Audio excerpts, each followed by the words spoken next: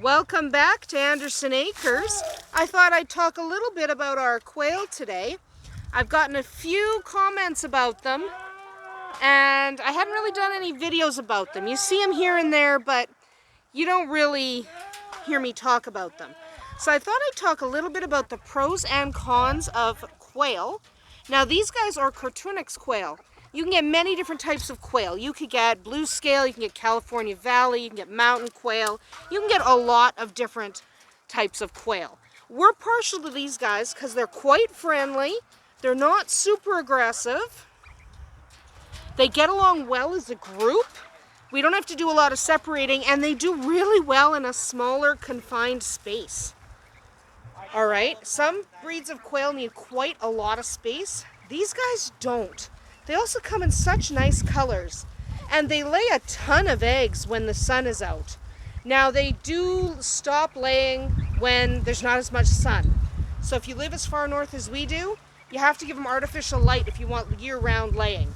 We don't care if they lay year-round, we just love them. So one of the best things about these guys is the noises they make. Sometimes they sound like frogs, sometimes they sound like crickets.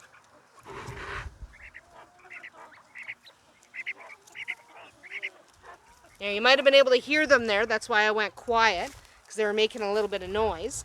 And that one is one of our favorites. We love her coloring. She's so pretty.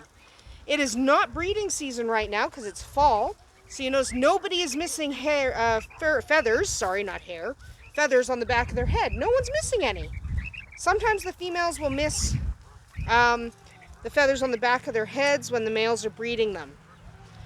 But these guys are friendly. That's not a quail, that's Buffman wondering what I'm doing. Crazy Buffman. So we love the sounds they make. They're very friendly. They're very funny. My son can carry them around in his pocket with no problems at all. They lay nice eggs. You feed them well and they... Hear that? Oh, they stopped. I thought I could get the microphone close enough, but they seem intimidated by the microphone. But they sound really neat. They also don't require a permit in most places. Quail seem to slip under the radar. Nobody quite knows what to call them or how to classify them. So in most places you can have these guys. Frog sounds. Those were frog sounds, I heard them. So a lot of the time you don't even need to have an actual permit or follow any rules for these guys. They also do really well in confined spaces. So a lot of times people give them too much space and it makes them nervous. You don't want to crowd them, so you don't want to jam them into tiny cages, and I hate those little tiny breeding cages that people use. But they're okay in smaller spaces. Like this coop, I think we have 12 quail? Around that. We have 12 quail in this tiny little coop. It's a coop built for chickens, but it's too small for chickens. But it's perfect for these little quail. We have about a dozen, and they fit in here really well.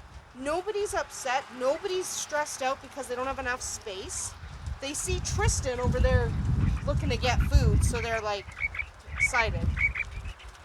Yeah, they love Tristan. They're very personable. Not all breeds of quail are. These guys are hilarious.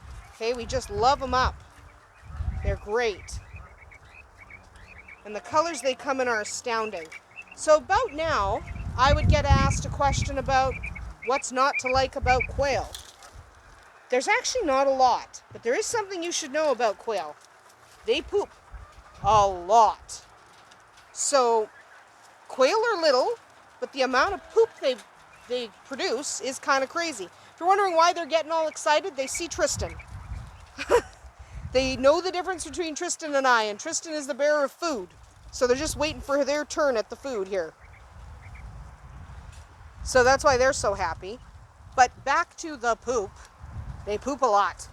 So one quail, as small as they are, produces almost the same amount of poop as one full-grown chicken. It's kind of insane.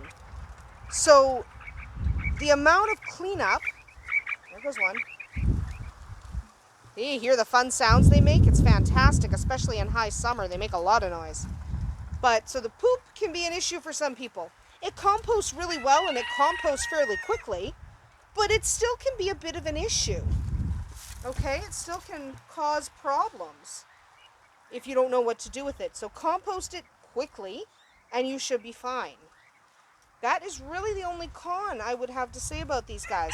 That's one missing a few feathers because she does have a boyfriend. Yes, that's a female. You look at all the bright different colors we can get.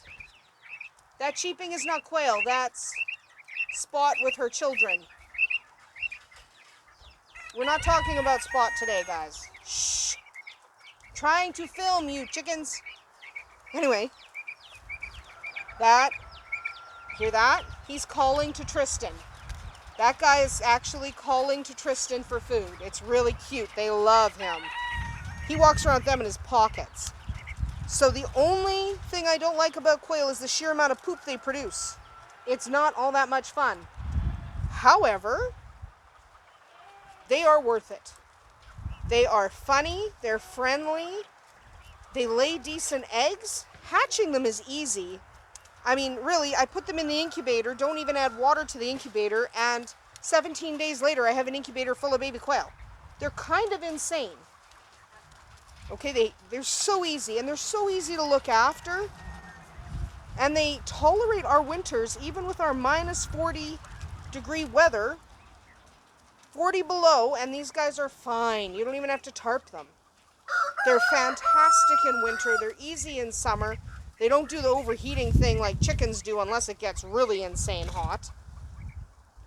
But these are one of my favorite farm animals, and it's a shame I haven't featured them more in videos. I aim to correct that. The only reason I don't is because their coop is like right here in all these trees. So I'm actually standing in the bush. Just because we moved it here because for the winter it's going to be good because it'll block the wind. And the door faces into the trees so they won't end up with a whole bunch of snow in their house because that's annoying. So that's the only reason I'm not featuring them as much. It's because they're in the bush and I have to crawl into the bush in order to get really nice shots of them like this. But I'm going to work on correcting the no quail in the videos. So I'm going to try and do, at least 5 or 6 videos that are just about quail. Hopefully we'll be back here at the quail coop tomorrow to talk about feeding them and housing them appropriately.